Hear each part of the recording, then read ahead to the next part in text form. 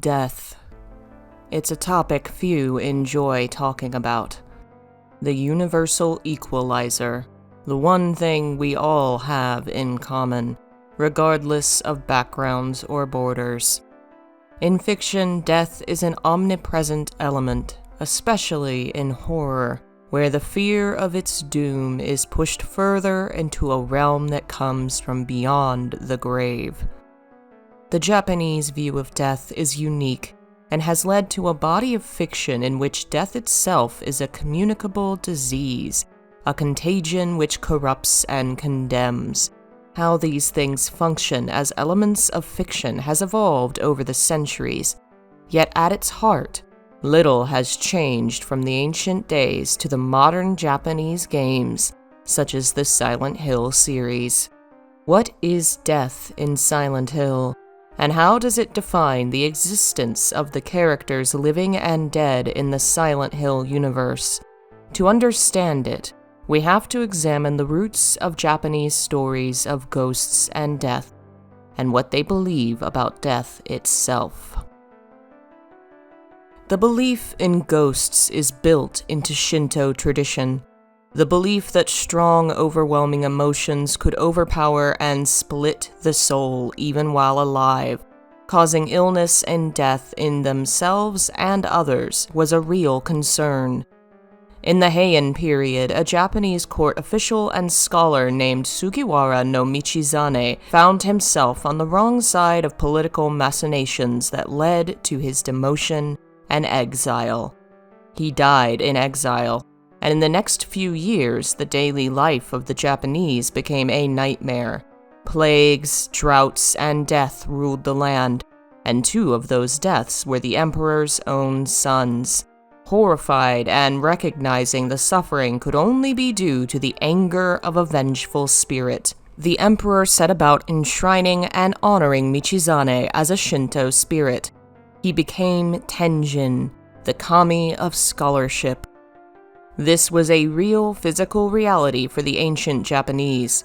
Disease, plagues, famine, and natural disasters were thought to be caused by something, an unseen reality related to the existence of the dead. Death itself was a terrifying and impure thing. In Shinto tradition, heavy emphasis is given to the idea of purity, harae. Certain actions cause impurities, and those impurities hurt you physically and spiritually. That is the source of disease and disaster, the impurities that certain actions leave behind. Purity rituals were required to cleanse people after such events, and death was the worst possible impurity. The existence of death was itself thought to possess the ability to spread and cause disaster. More horrors, more death. This was a very real fear, enough so that it was present in realistic fiction as well as fantasy. The world's very first novel, The Tale of Genji, was just such a story, rooted in the real-world politics and romances of court life. It did not have gods descending from on high. There were no magical instruments or strange supernatural events, and yet it did have a vengeful spirit. The spirit was Rokujo, a court lady and one of the many lovers of the story's main character, Genji. While she falls to the background of the tale, 2 of Genji's other lovers suffer and die, and rumor spreads that the deaths were caused by spirit possession from the angry and jealous Rokujo. The story lacks many of the features that the ghost story would later invoke, but it is often considered the earliest of the onryo, or vengeful spirit stories in fiction. The idea would evolve and spread rapidly through other works of fiction and folk tales. The setsuwa, collections of oral stories from folk traditions, involved quite a few themes on spirits, death, and the afterlife. The largest and most popular, the Kanjaku Monogatari-shu, includes dozens of such tales which involve the ordinary world colliding with the supernatural and the consequences thereof.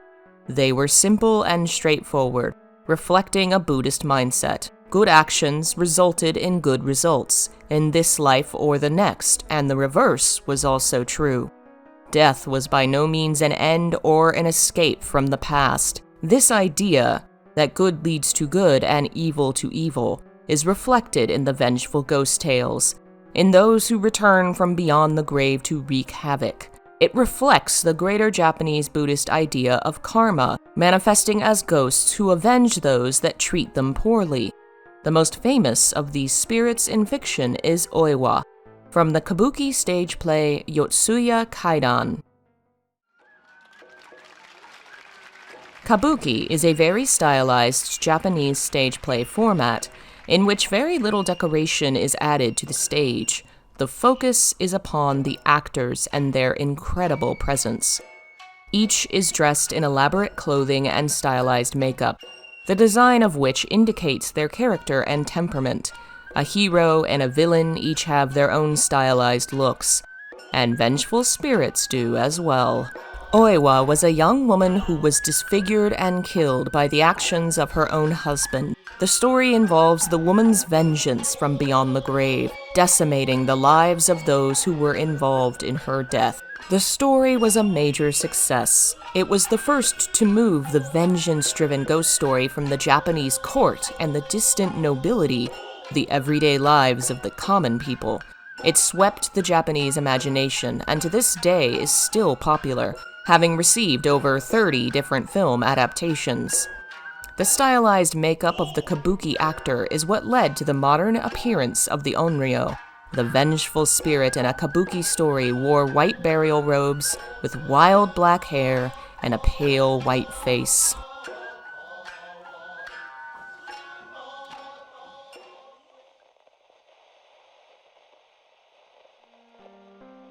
Years later, Japan would become enraptured by the occult boom, a cultural event triggered by the publication of Western occult works in Japanese for the first time, leading to an obsession with the topic.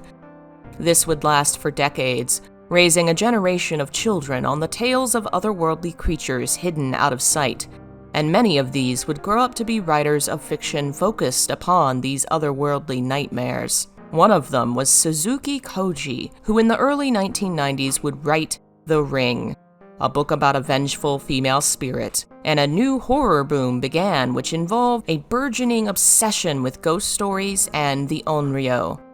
Silent Hill was in the works in the height of this ghostly era of obsession.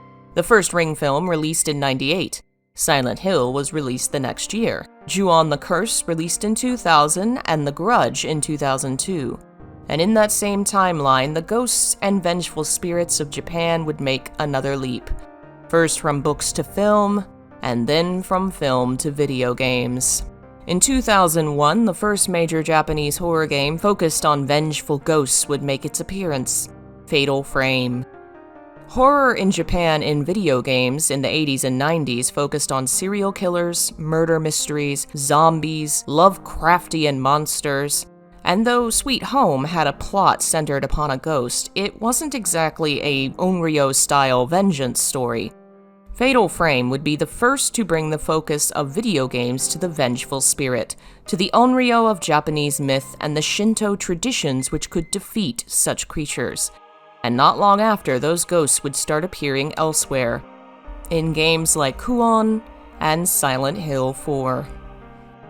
The revival of ancient stories had given rise to a new modern swell of interest in ancient themes, transforming old narratives into something new and horrifying.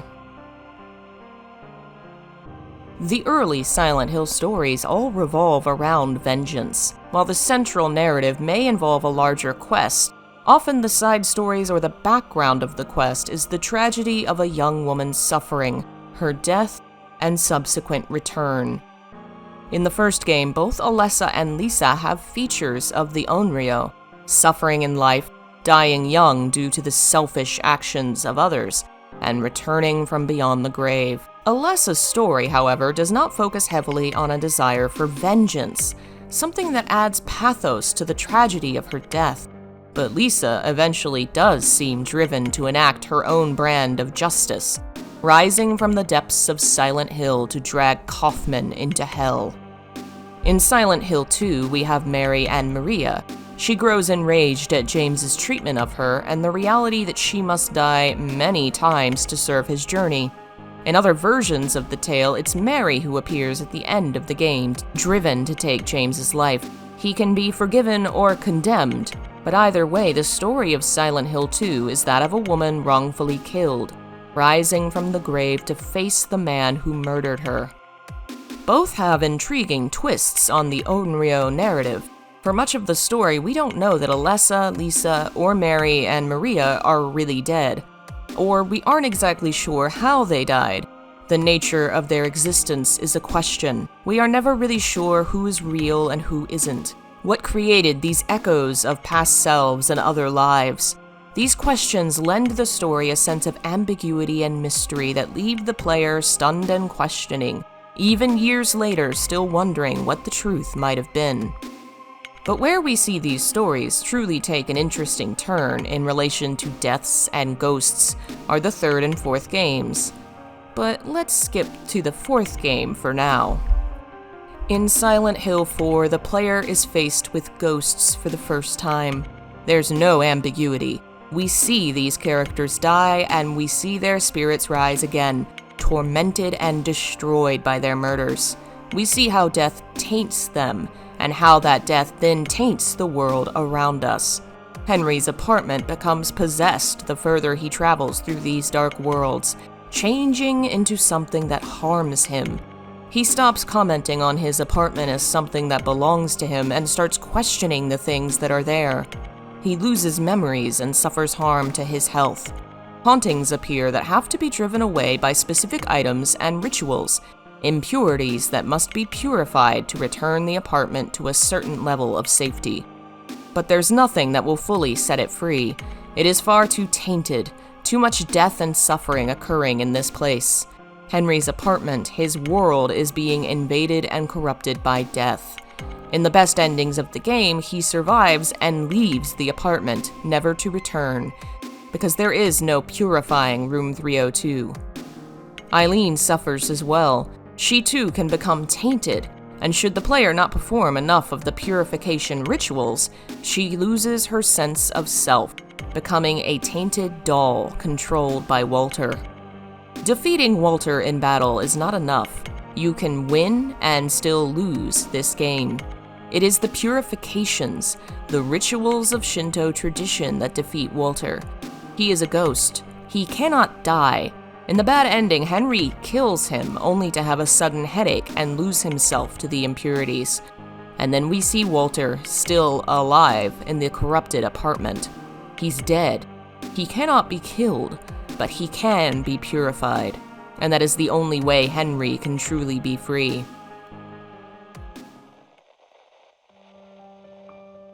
And what about Silent Hill 3? It's a very different story. One with a tragic twist. In 1 and 2, we don't see characters die, and we aren't entirely sure what happened to them. In 4, we watch brutal murders and watch characters die and suffer. In 3, we have neither the ambiguity of a mystery or the horrors of a murder. We have the somber, heavy moment in which Heather walks in and finds her father's corpse. It is a brutal moment, and the beginning of Heather's quest for vengeance. A typical mythic quest in the Japanese tradition. Revenge is a common goal, even outside of ghost stories. But this is Silent Hill, a series heavily focused on the supernatural, and nothing out of the ordinary happens here. No return of a spirit, no Lisa, no Maria, no remnant, no haunting. Harry is simply gone. Heather performs a funeral for him, covering him in a white sheet and white flowers, the color of death in Japan. He's placed in his bed and left behind as Heather begins her quest for vengeance.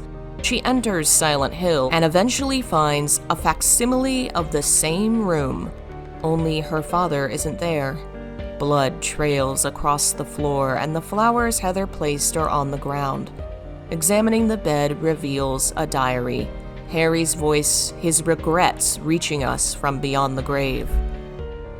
Where Lisa, Alessa, Mary, and Maria and the ghosts of 4 are all prominent presences, Harry is never really there.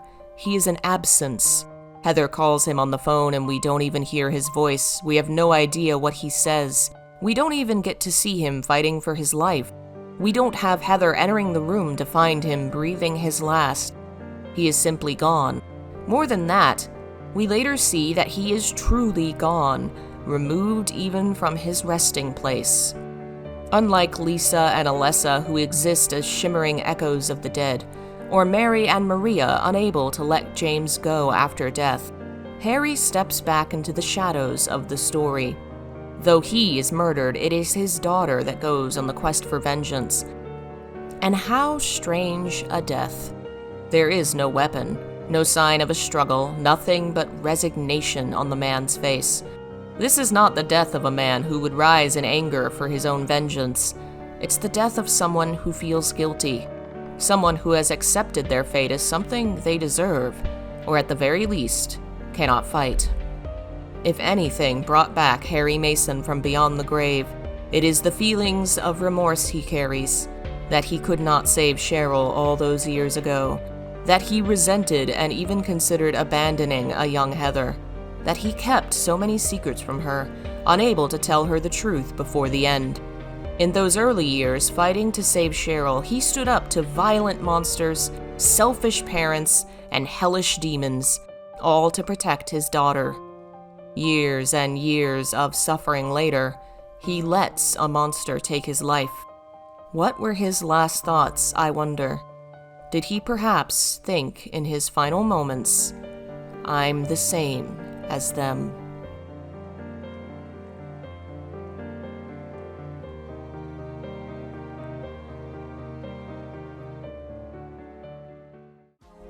Trauma is a hell of a thing. It warps us as much as it molds us. Its blood and black and needle scratch screeches at 3 a.m. when the thumping in your ears wraps us tight and suffocates us. And it never, ever goes away. This story doesn't end the way we want all the time. By Anton Kenker. 73 poems of trauma, terror, and the fight to win back control of the self, wrapped in cracked scabs and pus. Available in ebook and paperback at thedragonsroost.biz or through Amazon, with an introduction written by yours truly.